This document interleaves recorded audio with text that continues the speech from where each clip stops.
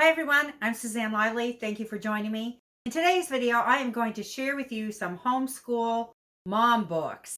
Now, what's prompting this video is that I've decided to read one homeschool/parenting book a month for the year 2022. In this video, I'm going to share with you the first 6 books that I've picked out. So for the first half of this year, 2022, and that leaves me time to decide on the other half of the year, as well as to hopefully get recommendations from people like you. I would say the majority of these books are focused on homeschoolers. There is one that I would recommend to any parent. It's actually a book that I would recommend all new moms and dads are given for a present during baby showers, which I'll show you in a bit. The first book that I'm going to share is A Literary Education, and this is Adapting Charlotte Mason for Modern Secular Homeschoolers, and this is by Emily Cook. Now, in case you haven't watched my channel before, I have one daughter. We're a secular homeschooling family of 3. Our daughter is now 8 years old, and we have homeschooled her from the beginning.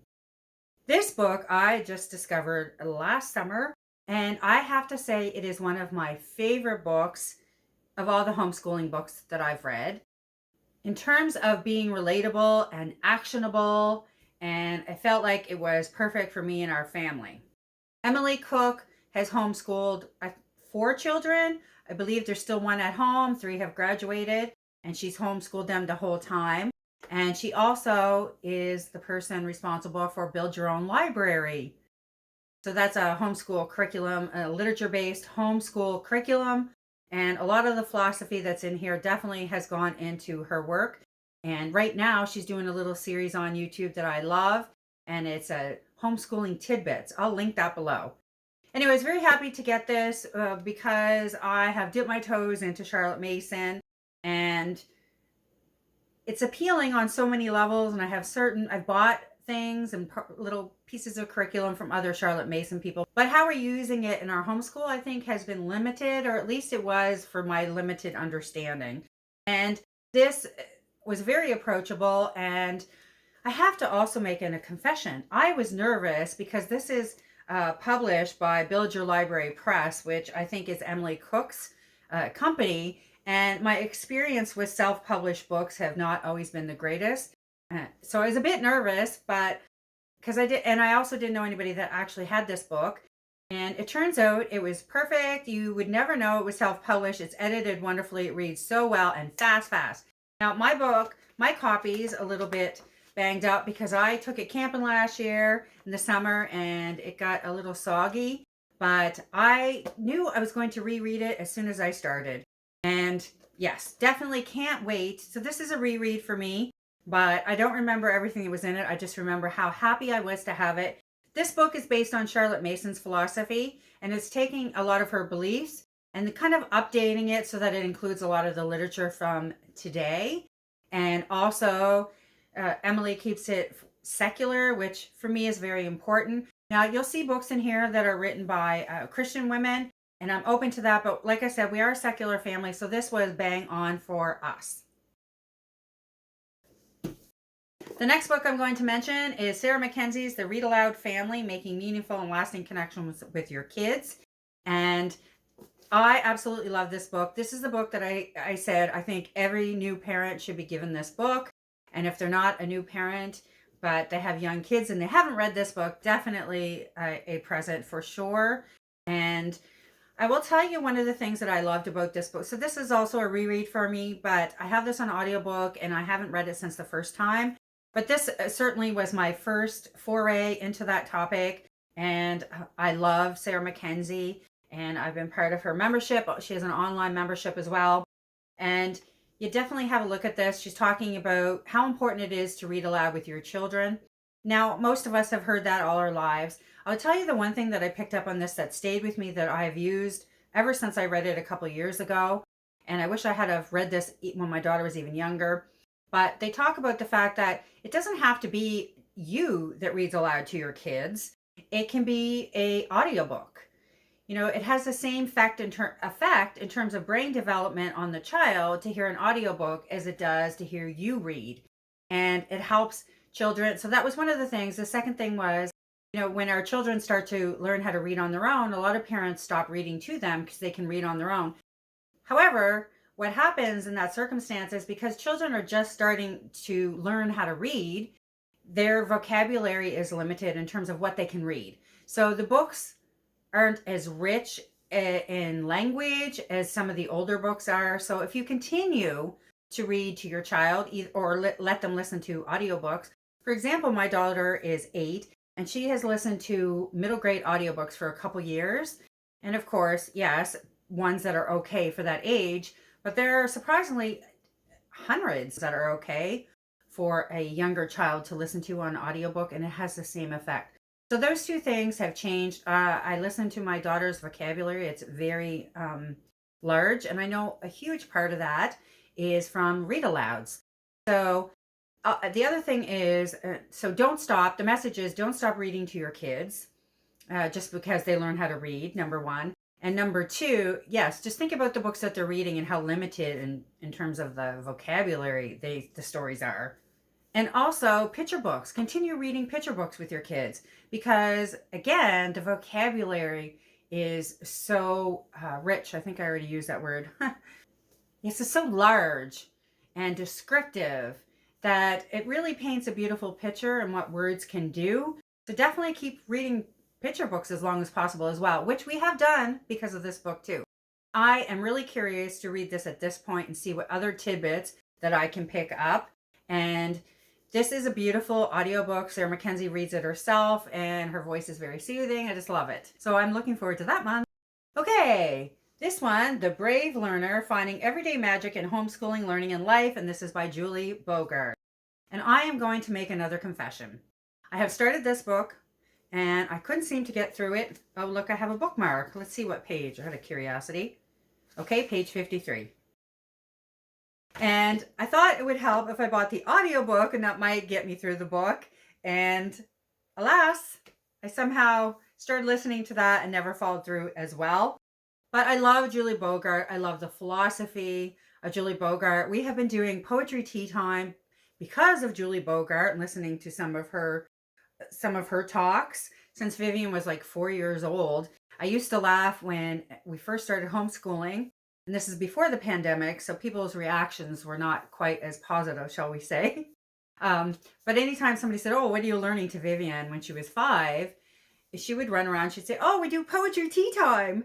And of course, people that were not familiar with this word or this world never really quite understood what she was saying. But what I loved about it was how extremely excited and happy she was to be doing it. And my point with that is I have listened to Julie Bogart. I understand why people love her. So I'm determined to get through this book. And I've said that in the past, and it hasn't actually, I haven't been able to kind of push through. So now it's on video. Now you've witnessed it. Now I have to be accountable. So we'll get through it this year. All right, the next book is A Waking Wonder, Opening Your Child's Heart to the Beauty of Learning. This is by Sally Clarkson. Now, I will say Sally Clarkson is a Christian and has brought her children up in the Christian faith. That's a big part of this book. And I just mentioned that in case you're watching this and you're like myself and you're secular. Now, I find her voice as well. I've listened to this on audio, another reread. I don't think I've finished this book though, so I'm looking forward to that. But I always find Sally Clarkson's attitude, her beliefs, just her voice to be very soothing. And I always feel inspired and at the same time wish that I had have heard it when my little girl was even younger.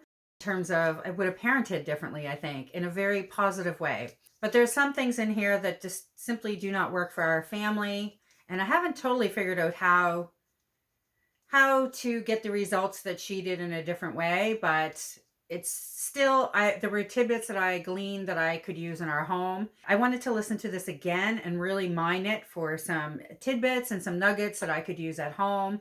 And this is a hard copy. I have another copy that I took camping as well last summer. And the mist, it was so damp, the pages curled and everything. So I'm going to keep this beautiful copy and I'm going to highlight the other one like crazy. The next book is The Call of the Wild and Free, Reclaiming Wonder in Your Child's Education by Ainsley Arment. And this Wild and Free is very much a movement. They have a membership site. They have content packages every month. You can start a Wild and Free group in your area. Yeah, it seems like they have big retreats and conferences. What's interesting is I started listening to the audio book in the last couple of weeks. I was really enjoying it. I thought, okay, I'm ready for this book. I say that because a couple of years ago, I wasn't receptive. I got it from the library and I'm not sure I read more than 2 chapters. Thought this isn't for me. But I think what started as well is that I did pick up their Wild and Free book club, 28 activities to make books come alive. And then I've been reading other things. I have one of the holiday books for Christmas as well. And I thought I would give this a go. So this is going to be a new read for me. I'm really quite excited by this. And if you've read this book and if you liked it, actually any of them, please let me know in the comments below. And if you have a recommendation, because I still have 6 months with no books chosen. I have a couple more on my shelf, but I'd love to be exposed to some new ones. So please let me know. Oh, one of the big premises of this book is that, and probably the movement, but this book in particular, is that we need to save childhood. Now, I've heard a podcast with Angie on it, and that phrase keeps being repeated. So I think that's a big part of the philosophy, that childhood has been stolen and that we need to reclaim it for our kids. Oh, my heater's come on. Ooh. Anyway, I hope you can hear me okay. So the final book is Know and Tell, The Art of Narration. And this is about what it sounds like. It's about narration and the benefit of narration for kids. And, you know, they mentioned Charlotte Mason, who started narration and how popular it was during her time, and that it's seen a resurgence due to homeschooling in today's society. So I haven't started this book, and I have to admit, every time I pick it up, it just seems like a lot. It seems like going back to school myself. So it's kind of been a deterrent. Now I have this as a 6th book, so to read this in 1 month. I'm not sure that I might not pick another book along the way and kind of give myself a break, that I read half of it 1 month along with half of another one that might be a little bit more enjoyable. I'm not sure. Now, the person that recommended this book, she seemed to really appreciate it. And that is Angie from Science Mama. So that's what I was totally by her recommendation that I grabbed this book. I have the utmost respect for her opinion, and she seemed to like it. Now, she also has a science background, so maybe she enjoyed it in a different way than... Anyway, we'll see. We'll see. My experience once I start reading it might be totally different and I devour it. I'll let you know for sure. Now, again, if you have any recommendations, let me know. Those are the first 6 books I'm going to read in 2022. If you have any other recommendations or you want to see more about these books, I was thinking about maybe vlogging, doing a vlog once a month on the book that I'm reading. If that interests you, let me know. Just say yes, yes, yes down below. I love that. 3 yeses. If you like the video, please hit like. And if you want to see more like it, hit subscribe. And I will see you soon with another video.